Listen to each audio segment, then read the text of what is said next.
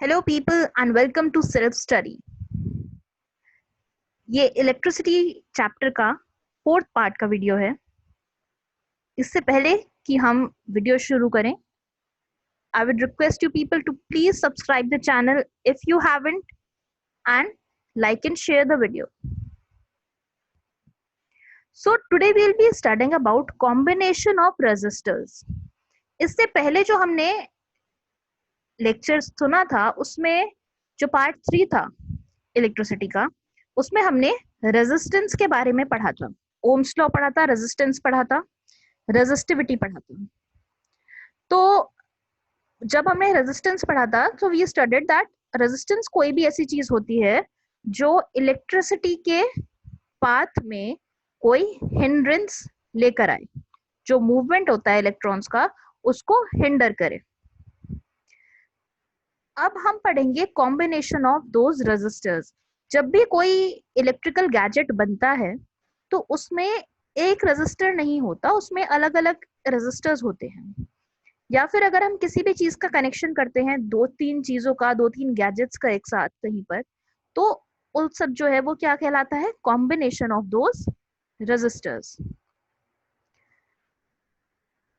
So now as we studied that what is combination of resistors, it is when two or more resistances are connected in a circuit। एक ही circuit होगा, मतलब battery supply, जो battery है या जो cell हमने लिया है वो सेम है, उसी में से इलेक्ट्रिसिटी जा रही है। तो एक ही सर्किट में जब दो या उससे ज्यादा रेजिस्टर्स कनेक्टेड होते हैं तो उसे हम कहते हैं कॉम्बिनेशन ऑफ रेजिस्टेंस। वो उन सबका एक कॉम्बिनेशन हो गया, और ये चीज इसके नाम से ही बहुत क्लियर हो जाती है। अब ये जो रेजिस्टेंस को कनेक्ट करने के तरीके हैं ये दो होते हैं। एक होता है सीरीज में कनेक्ट करना, एक होता है पैरेलल में कनेक्ट करना। So there are two ways by which we can connect these resistors with each other, series और पैरेलल। इसके साथ एक और होता है जो होता है मिक्स्ड, मतलब हमने एक ही सर्किट में कुछ रेजिस्टर्स जो है वो सीरीज में कनेक्ट कर देंगे और कुछ रेजिस्टर्स जो हैं वो पैरेलल में कनेक्ट करेंगे। इस वीडियो में हम सिर्फ सीरीज और पैरेलल पढ़ेंगे। जो मिक्स्ड कनेक्शन है इसको हम दूसरी वीडियो में देखेंगे। So firstly we will have the series connection. अब सीरीज कनेक्शन कैसा होता है? लोग जब अगर हम इसको in the terms of our lines पढ़ें, so it says when a resistor is joined together in a single line it is series combination. और क्योंकि वो सिंगल लाइन में जॉइन है इसीलिए उसमें से सेम करंट फ्लो करता है। जो नीचे डायग्राम गिवन है आप लोग इसमें देख सकते हो कि ये एक ही लाइन में तीनों रेजिस्टर्स जॉइंट हैं। मतलब सपोजिटली अगर इलेक्ट्रॉन्स यहां से चलने शुरू हुए हैं, करंट फ्लो कर रहा है, तो वो पहले इसमें से जाएंगे, जो करंट है इसमें से जाएगा, फिर इसमें से जाएगा, फिर इसमें से जाएगा। मतलब जो करंट यहाँ से शुरू हुआ है वो तीनों रेजिस्टर्स में से सेम अमाउंट में जाएगा, क्योंकि उस करंट के पास और कोई दूसरा रास्ता ही नहीं है जाने के लिए। जब इलेक्ट्रॉन फ्लो होंगे, जब करंट फ्लो होता है तो उसको फ्लो करने के लिए एक पूरा पाथ चाहिए होता है। अगर आप फर्स्ट लेक्चर को याद करें तो उसमें बहुत क्लियरली मेंशन था कि जो पाथ है वो क्लोज्ड होना चाहिए, तभी जो करंट है वो फ्लो करता है। अगर कहीं पर भी वो ब्रोकन है तो करंट जो है वो फ्लो नहीं करेगा। तो ऐसे ही जो हम ये स्ट्रक्चर देख रहे हैं फिलहाल सामने जो फिगर है, इसमें जो करंट जब यहाँ से शुरू होगा फ्लो करना तो यहाँ पर आकर उससे पहले R1 में से जाना पड़ेगा, R2 में से जाना पड़ेगा, R3 में से जाएगा, और फिर इस पूरे में से एमीटर से होता हुआ नेगेटिव टर्मिनल तक आकर पूरा सर्किट कंप्लीट कर देगा। तो जब भी सीरीज में मतलब एक सिंगल लाइन में एंड टू एंड जॉइनिंग है इनकी, इसका ये बिगनिंग पॉइंट है, जहां ये एंड हो रहा है वहां से दूसरा स्टार्ट हो रहा है। जहां से दूसरा वाला एंड हो रहा है वहां से तीसरा वाला स्टार्ट हो रहा है, तो ये है एंड टू एंड जॉइनिंग। तो जब भी ऐसे सिंगल लाइन में एंड टू एंड जॉइनिंग में रेजिस्टर्स कनेक्ट होते हैं, इसे हम कहते हैं सीरीज कॉम्बिनेशन। और ऐसे केस में क्या होता है, थ्रू आउट द सर्किट, पूरे सर्किट में आई की जो वैल्यू होती है ना वो सेम होती है। मतलब ये एमीटर हमने यहाँ कनेक्ट करा है, इसकी जगह हम इसको कहीं भी रख लें, यहाँ कनेक्ट कर दें, यहाँ कर दें, यहाँ कर दें, कहीं भी एमीटर में आपको आई की वैल्यू उतनी ही दिखाई देगी, क्योंकि पूरे सर्किट में जो करंट फ्लो कर रहा है उसकी जो वैल्यू है वो सेम है। तो जब ऐसा एक कनेक्शन होता है तो उसे हम कहते हैं that the resistors are connected in series. Now we will see some of the derivations over here. तो अगर हम टोटल रेजिस्टेंस निकालें, इक्विवेलेंट रेजिस्टेंस जिसको बोलते हैं, जैसे अभी जो हमने फिगर देखी थी उसमें 3 रेजिस्टेंस थे, तो अगर हमें ये कैलकुलेट करना हो कि उन तीनों रेजिस्टेंस की टोटल वैल्यू कितनी है, उसे हम क्या कहते हैं, इक्विवेलेंट रेजिस्टेंस। जब भी किसी सर्किट में 2 या उससे ज्यादा रेजिस्टर्स कनेक्ट होते हैं तो उस पूरे सर्किट में कितनी वैल्यू है रेजिस्टेंस की, उस को हम बोलते हैं what is the equivalent resistance of the circuit. अब इस इक्विवेलेंट रेजिस्टेंस को निकालने के लिए हमें पहले कुछ चीजों को समझना है। पोटेंशियल डिफरेंस सीरीज कॉम्बिनेशन में जो होता है वो कितना होता है, potential difference across R1, potential difference across R2 and potential difference across R3। मतलब क्या है, जो हमने 3 रेजिस्टेंस देखे थे, पिछली जो हमारी फिगर थी उसमें 3 रेजिस्टेंस थे, ये साइन होता है रेजिस्टेंस का, ऐसे zigzag lines. Here was the ammeter and here was the batteries. So R1 के अक्रॉस जो पोटेंशियल डिफरेंस होगा यहाँ पे उसकी वैल्यू V1, R2 जो था उसके अक्रॉस जो पोटेंशियल डिफरेंस होगा उसके दोनों पॉइंट्स के अक्रॉस में वो V2, और R3 के अक्रॉस जो होगा उसकी वैल्यू हम लेंगे V3। ऐसे ही अगर और भी लगे हुए होते, मतलब n टाइम्स, कितने नंबर टाइम्स भी लगे हुए होते, तो उन सबको हम ऐसे ही ऐड करते जाएंगे और हमें टोटल पोटेंशियल डिफरेंस मिल जाएगा कितना था उस सर्किट का। अब पोटेंशियल डिफरेंस हमने कैसे कैलकुलेट किया है, हर रेजिस्टेंस के अक्रॉस कितना पोटेंशियल डिफरेंस है उसको ऐड करके। दूसरी चीज है करंट। तो करंट आई की वैल्यू हमने पहले ही पढ़ लिया कि आई जो है वो कांस्टेंट रहेगा थ्रू आउट द सर्किट, अगर हमारे रेजिस्टर्स सीरीज में कनेक्टेड हैं तो अब हमें V की वैल्यू पता चल जाएगी, वोल्ट मीटर लगा के निकाल लेंगे। I की वैल्यू पता चल जाएगी, एमीटर से ही निकाल लेंगे। तो जब हम ओम्स लॉ लगाएंगे, तो ओम्स लॉ क्या कहती थी, हमने अपनी लास्ट वीडियो में ये चीज पढ़ी थी।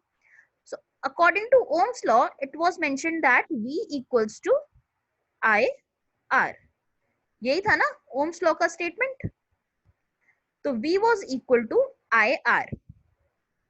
तो अब अगर हम V1 की वैल्यू निकालें तो कितनी आएगी, IR1, क्योंकि I तो देखो कांस्टेंट है, सिर्फ चेंज क्या हो रहा है हर जगह, रेजिस्टेंस। यहाँ भी यहाँ भी यहाँ भी क्या चेंज हुआ, सिर्फ रेजिस्टेंस चेंज हुआ, रेजिस्टेंस चेंज हुआ और उसके अकॉर्डिंग जो है वो पोटेंशियल डिफरेंस चेंज हुआ। तो अगर हम V1 की वैल्यू निकालेंगे तो कितनी आएगी, I इंटू R1। अगर V2 की वैल्यू, मतलब यहाँ पे जो पोटेंशियल डिफरेंस है अक्रॉस द रेजिस्टर 2, वो कितनी आएगी, V2 equals to I into R2। हम इस वाले के अकॉर्डिंग जा रहे हैं क्योंकि हमारा रेजिस्टेंस हर केस में डिफरेंट है, तो इसलिए R1, R2, R3। लास्ट वाले में हमने Rn लिखा है, इसका मतलब है कि अगर n नंबर ऑफ टाइम्स, मतलब कितने नंबर भी हो, 3 की जगह 4 है, 6 है, 8 है, जितना नंबर तक जाएगा उतने नंबर तक वैल्यू ऐसे ही निकाली जाएगी पहले। अब अगर हम यहां से देखें तो हमने कहा था V इक्वल्स टू IR, मतलब टोटल पोटेंशियल डिफरेंस जो है वो कितना है IR। तो अगर हम इन चारों वैल्यूज को, इन सबको ऐड कर दें एक साथ, तो ये IR के इक्वल हो जाएंगे। तो हम अब क्या करेंगे, हम IR मतलब V को रख के और इन सबको ऐड कर देंगे। Total value of IR equals to IR1 plus IR2 plus IR3 up to IRN. Now look at it carefully. I जो है हम शुरू से बोलते आ रहे हैं कि सीरीज कॉम्बिनेशन में कांस्टेंट होता है, तो I जो है इस इक्वेशन में से हम हटा सकते हैं। अगर हम इस इक्वेशन को में से I को कॉमन लें, so we can write it as IR equals to I R1 plus R2 plus R3 up till Rn, मतलब कितने भी टाइम्स हो तब तक ये चलेगा, है ना। I को कॉमन ले लेंगे क्योंकि सब में मल्टीप्लाई हो रहा है, तो उसको अगर हम बाहर कॉमन लेके ऐसे कर लिखेंगे तो ये इसी के इक्वल है। नाउ इधर भी I है और इधर भी I है, तो I से I कट गया, बचा क्या R। तो RS मतलब equivalent resistance in series combination, ये क्या है RS। इसका मतलब क्या होता है, equivalent resistance in series combination. So that is equal to R1 plus R2 plus R3 up till Rn, क्योंकि I तो हट गया ना यहाँ से, दोनों तरफ है तो हम दोनों तरफ माइनस कर देंगे और दोनों तरफ मल्टीप्लिकेशन में है। So now this is the value of equivalent resistance. इसका मतलब है कि जब भी सीरीज में हमारे जो रेजिस्टेंस हैं, जो रेजिस्टर्स हैं, वो कनेक्टेड होंगे, तो उनका जो इंडिविजुअल रेजिस्टेंसेस का जो सम होगा ना, मतलब अगर एक पहला जो है वो 1 ओम का है, दूसरा 2 ओम का था, तीसरा 3 ओम का है, तो अगर हमें कंप्लीट सर्किट में ये निकालना है कि उसका रेजिस्टेंस कितना है, so we can do it easily by adding these values 1 plus 2 plus 3 which equals to 6 ohm। तो जब भी सीरीज का कनेक्शन है रेजिस्टर्स का, तो जितने भी रेजिस्टर्स हैं उन सब की जो वैल्यू है, कितने ओम के वो हैं, उनको हम ऐड करके और अपना इक्विवेलेंट रेजिस्टेंस निकाल सकते हैं। This was about series combination. Now let's see the parallel combination. So now what parallel combination says is that when two or more are joined between, two or more resistors are joined between two same points, then the combination is called parallel combination। Two same points का मतलब क्या होता है, suppose करो ये एक point A है और एक पॉइंट B है, यहाँ पे है एक पॉइंट A, यहाँ पर है एक पॉइंट B। अब इन दोनों पॉइंट्स के बीच में कनेक्शन है बहुत सारे रेजिस्टेंसेस की। कैसे, कि उनका एंड पॉइंट और उनका जो स्टार्टिंग पॉइंट है वो सेम है। एक तो ऐसे आ गया, एक ऐसे आ गया, ठीक है ना।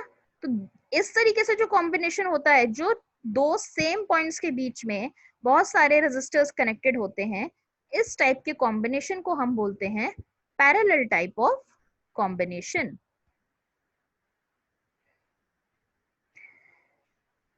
इसमें क्या होता है, हर रेजिस्टर में से जो करंट पास हो रहा होता है उसकी वैल्यू डिफरेंट होती है।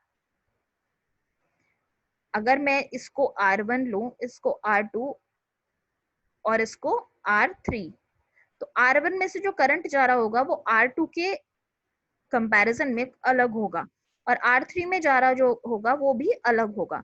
तो इन तीनों में different amount of current flow करेगा। देखो हमने जब सीरीज पढ़ रहे थे ना, उसमें मैंने एक चीज बोली थी कि जब करंट फ्लो करता है तो उसके पास और कोई जगह ही नहीं है जाने के लिए, तो इसलिए वो सेम अमाउंट में सब में से पास ऑन हो जाता है ना। लेकिन अब यहाँ तो उसको 3 रास्ते मिल गए, तो वो तीनों रास्तों पे चला जाएगा। अब क्वेश्चन आता है किस रास्ते पे ज्यादा जाएगा, किस रास्ते पे कम जाएगा। तो जहां पर ज्यादा ट्रैफिक होगा, अगर आपको कहीं किसी रास्ते से जाना है तो जहां पर ज्यादा ट्रैफिक होता है वहां से ज्यादा निकलते हो, या जहां से कम होता है वहां से ज्यादा निकलते हो?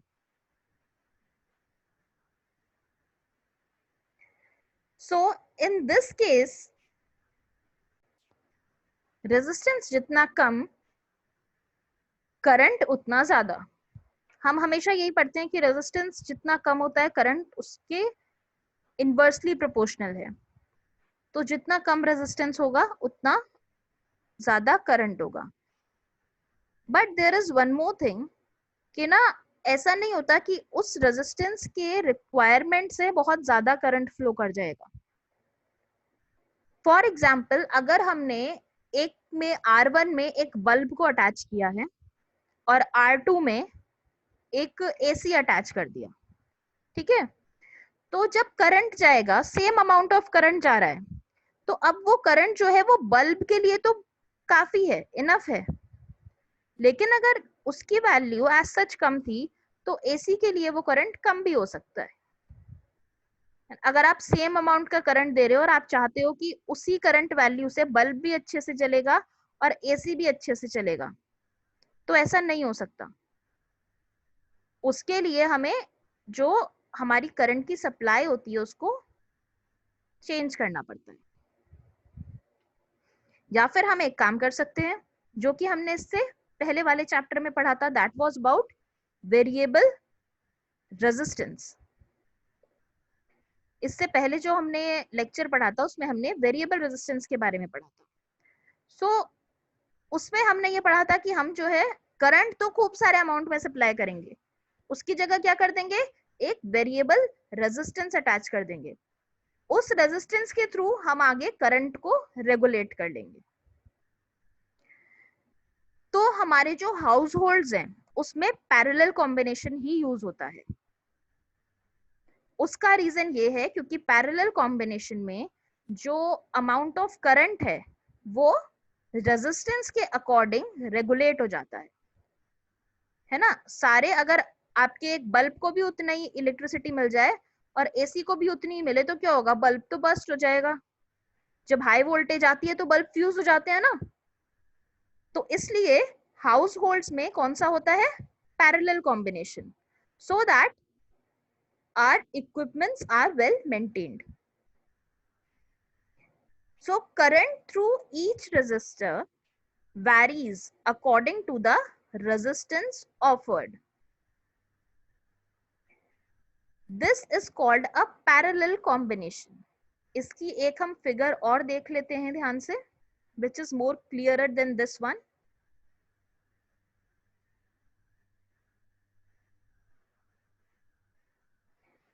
Look now, ये हमारी बैटरी है, यहां से करंट हमारा फ्लो करना शुरू होगा because current travels from positive towards negative. यहाँ पे हमने वोल्ट मीटर अटैच किया है और ये R1 register number 1, register number 2, register number 3। ये जो वोल्ट मीटर हमने अटैच किया है, जब पैरेलल कॉम्बिनेशन होता है तो इसमें क्या होता है, potential difference across these points A and B, this remains constant. देखो सीरीज कॉम्बिनेशन में क्या चीज कांस्टेंट थी, करंट। पैरेलल कॉम्बिनेशन में क्या कांस्टेंट होता है, voltage, that is potential difference. जब A और B के बीच में पोटेंशियल डिफरेंस कांस्टेंट रहेगा और R की वैल्यू चेंज होगी, तो R की वैल्यू के अकॉर्डिंग I जो है वो इनमें से फ्लो करेगा। ठीक है, तो अगर हम इसको एमीटर को यहाँ पे अटैच करें तो कोई चेंज देखने को नहीं मिलेगा। क्यों, क्योंकि अभी तक कोई रेजिस्टेंस आया ही नहीं है। लेकिन अगर हम एमीटर को यहाँ पे अटैच करें तो एमीटर की जो वैल्यू है यहाँ पर और यहाँ पर डिफरेंट होगी। because different amount of current is flowing through different resistors.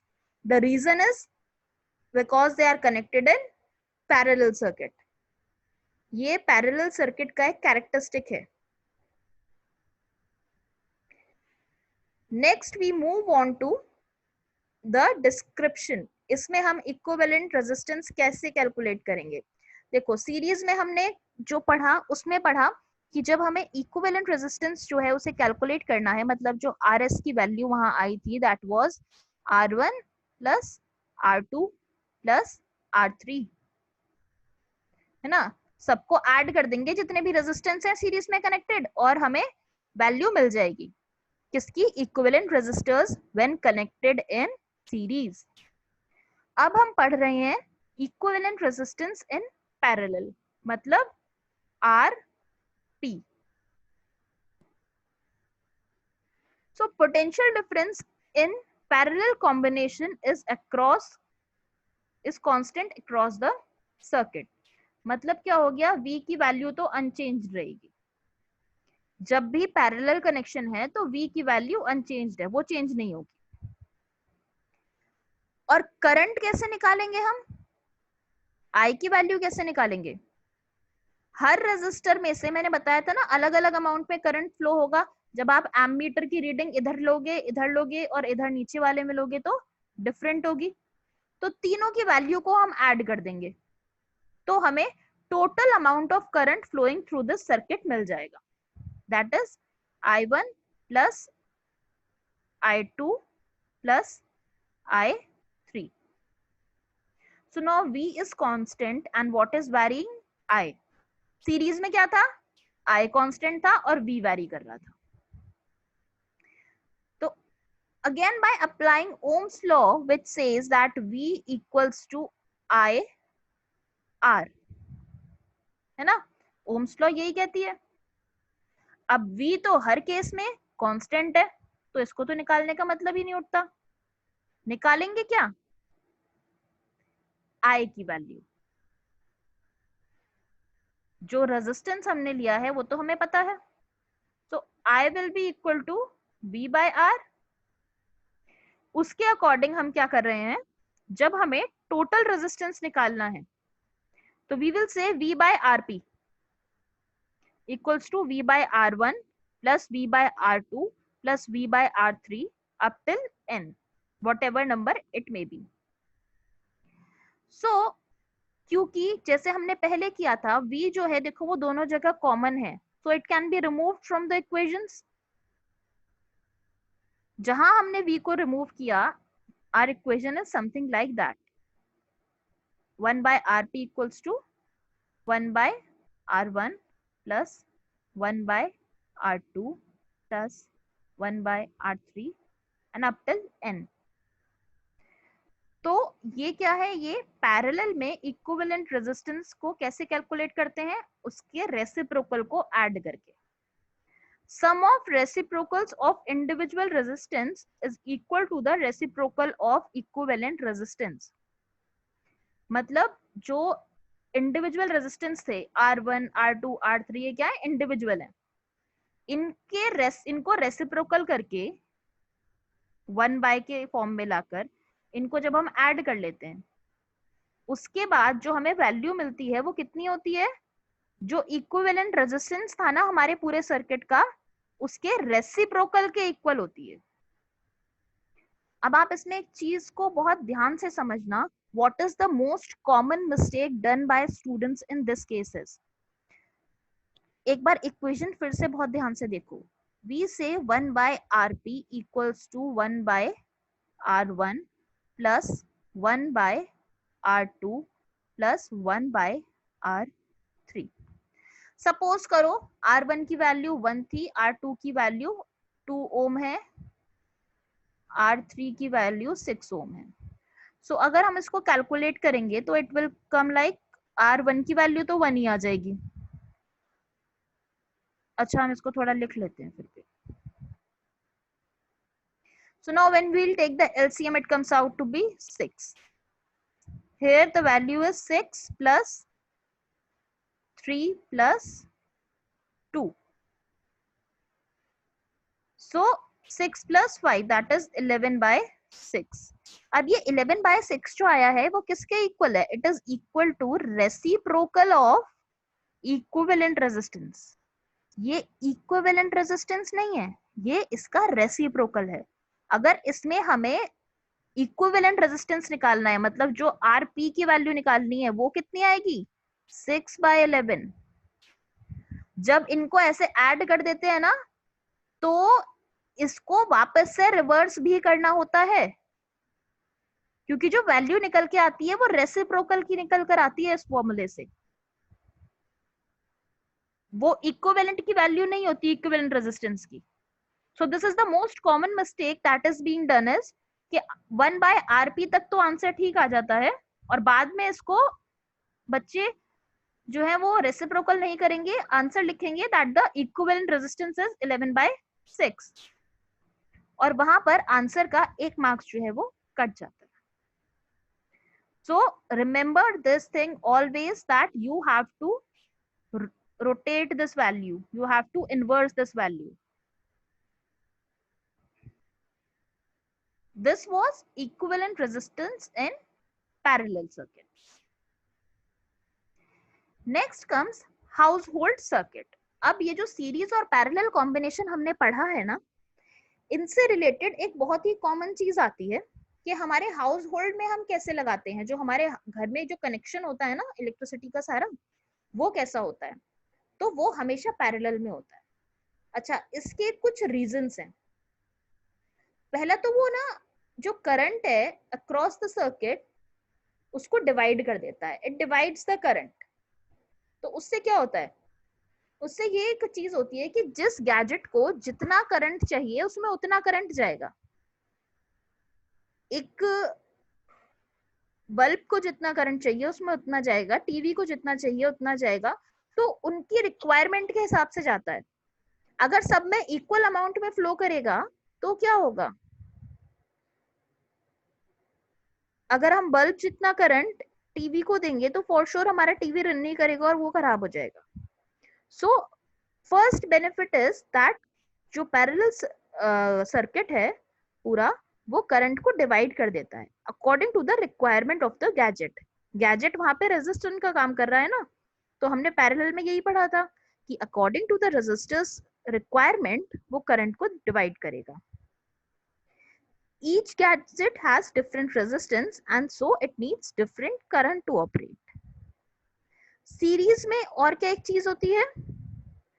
Current flowing is the same in whole circuit, तो हम इसलिए सीरीज यूज नहीं कर सकते. एक और रीजन भी होता है सीरीज में. सपोज आपने अपने घर का पूरा कनेक्शन सीरीज में कर दिया और एक बल्ब जो है वो फ्यूज हो गया, तो क्या होगा? सारे जो चीजें हैं वो चलनी बंद हो जाएंगी. क्यों? Again, I would like you people to recall what we studied in the first lecture of this chapter. We said कि अगर कंटिन्यूअस पाथ नहीं होता करंट का, तो जो फ्लो है इलेक्ट्रिसिटी का वो टूट जाता है. अगर करंट कहीं भी हमारा सर्किट टूट जाए तो अगर ये हमारा एक रेजिस्टेंस है, दूसरा रेजिस्टेंस यहाँ है, रेजिस्टेंस की जगह हम गैजेट ले लेते हैं, ठीक है? ये टीवी था, ये बल्ब है, ये एसी है. अब यहां से करंट जो है वो फ्लो होना शुरू होगा. लेकिन सपोज करो किसी वजह से हमारा टीवी जो है वो खराब हो गया. अब टीवी चल नहीं रहा है, इसका मतलब टीवी में से करंट आगे नहीं जा रहा, और टीवी में से करंट आगे नहीं जा रहा है, इसका मतलब बल्ब को करंट मिलेगा ही नहीं, क्योंकि यहाँ पे सर्किट ब्रेक हो गया. सर्किट में बीच में एक ब्रेक आ गया ना यहाँ पे, तो करंट इससे आगे पास ही नहीं होगा. और बल्ब और एसी हमारे घर में है, लेकिन सिर्फ इसलिए नहीं चलेंगे क्योंकि टीवी नहीं चल रहा. और ये चीज सिर्फ टीवी के साथ ही नहीं है, अगर बल्ब भी फ्यूज हो जाता है तो यहाँ से करंट आगे नहीं जाएगा, तो पूरा वो अपना पाथ कंप्लीट नहीं कर सकता. और अगर वो पाथ को कंप्लीट नहीं कर रहा तो भी कोई चीज नहीं चलेगी, ना टीवी ना एसी. एंड सेम थिंग, अगर एसी खराब हो जाता है तो भी कुछ काम नहीं करेगा. Why? Again, because the circuit is not getting completed. So this is the major drawback of series combination कि अगर कोई भी एक चीज खराब हो गई तो बाकी का कुछ भी नहीं उसमें चलता। जैसे कि जो दिवाली पे घर पे लाइट्स लगाते हैं, जो छोटी छोटी फेरी लाइट्स होती हैं, उनमें अगर एक बल्ब खराब हो जाता है तो पूरी की पूरी जो स्ट्रिंग होती है उसकी वो नहीं चलती। द रीजन इज कि उसमें सीरीज कॉम्बिनेशन होता है। अब अगर सीरीज कॉम्बिनेशन है तो एक बल्ब खराब हुआ तो पूरी की पूरी जो उसकी स्ट्रिंग है वो खराब हो गई, क्योंकि सर्किट पूरा नहीं हो रहा है, करंट का जो राउंड है वो पूरा नहीं हुआ, तो इसलिए वो नहीं वर्क करता। ऐसे ही एक और क्वेश्चन आता है कि आप जो हो सेम उसमें बल्ब, सीरीज कॉम्बिनेशन में बल्ब और इलेक्ट्रिक आयरन दोनों को कनेक्ट कर सकते हो? तो नहीं कर सकते। Again the reason is same, जो इलेक्ट्रिक आयरन की रिक्वायरमेंट है करंट की वो बहुत ज्यादा है as compare to a bulb, तो बल्ब फ्यूज हो जाएगा अगर उसमें इतना करंट जाएगा तो। So always remember this because this is an important part of this। आपको यहाँ पे इसमें से जब क्वेश्चंस आते हैं तो डायरेक्ट ये पूछा जा सकता है कि हाउस होल्ड में कौन से सर्किट्स यूज होते हैं, या फिर एग्जाम्पल देकर पूछा जाता है कि फेरी लाइट्स क्यों फ्यूज हो जाती हैं। अगर आपने कोई दो इक्विपमेंट वो आपको देंगे विद वेरिंग करंट रिक्वायरमेंट और पूछेंगे कि उन दोनों में से कौन सा वाला जो है, मतलब उसमें कौन सा आप अपना कॉम्बिनेशन यूज करोगे, पैरेलल या सीरीज, और जो भी यूज कर रहे हो वो क्यों, उसका रीजन भी देना पड़ता है। So this was all about our combination of circuits. If you people have any doubts or anything related to the videos, any of your suggestions, so please drop it down in the comment section. If you haven't, then subscribe the channel and like and share the videos. Thank you.